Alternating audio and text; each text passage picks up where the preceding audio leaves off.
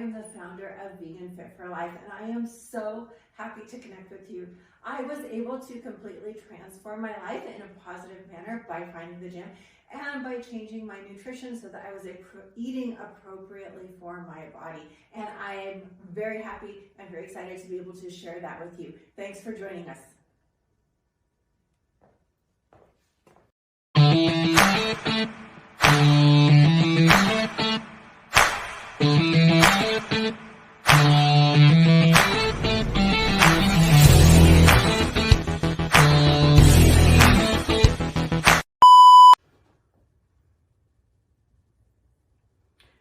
We're going to do a barbell glute thrust, but we're going to use a band, so it's going to be banded. This is a medium tension band. If you haven't done these before, go ahead and start with one that has a little less tension. That way you can get used to the form. And lighter weight always when you're using or when you're learning an exercise.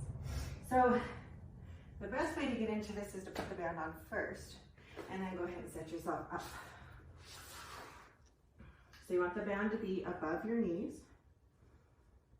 Make sure the bar is centered over the hip bones. And then we're going to pull our feet in. We can worry about getting tension on the band after we get up. All right, you want the bench to be on the base of your shoulder blades. You want your chest to stay up. We don't want to go flat on the bench. You want to keep this up. Think about just opening up through the chest. Now walk your feet out a little bit. Get some tension on the band. We're going to lower. Press the hips up. Try to keep tension the same on the band as you raise the hips and lower. Keep your chin tucked. That way spine is neutral. The chest is staying up. That way we're not extending through the thoracic spine. Knees are not traveling together. And the only place you really should feel this is in the glutes.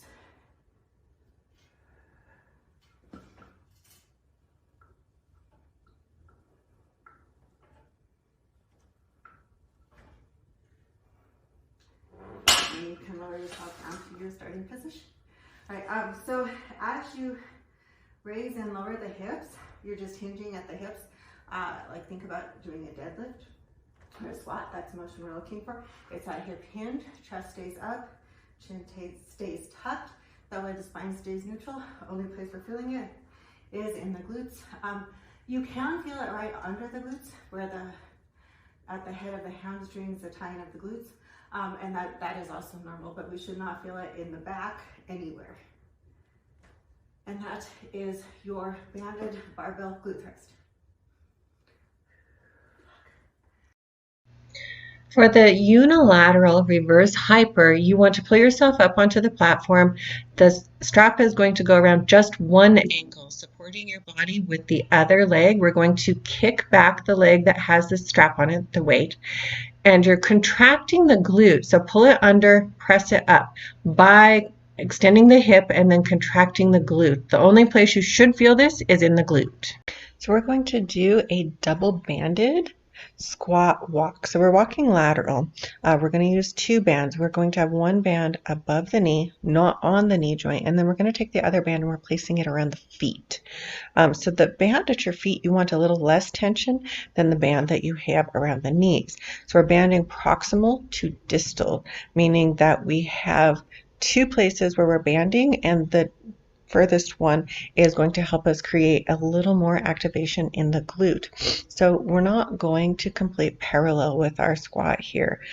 We are not at 90 degrees. It's more of a 45-degree squat. And then we're going to step to the side. So we're keeping tension on both bands around the knee and around the foot, and this is creating more activation in the glute. So you'll feel it a little bit in the quad, but you're going to feel it a lot in the glute. You want to make sure that your core is nice and tight to support your spine. We're not going to feel this at all in the back. It's all in the glute. And then make sure that you repeat on the other side for similar work. We're going to do a wall sit with a hip abduction. So you're going to get a band, and obviously we need a wall.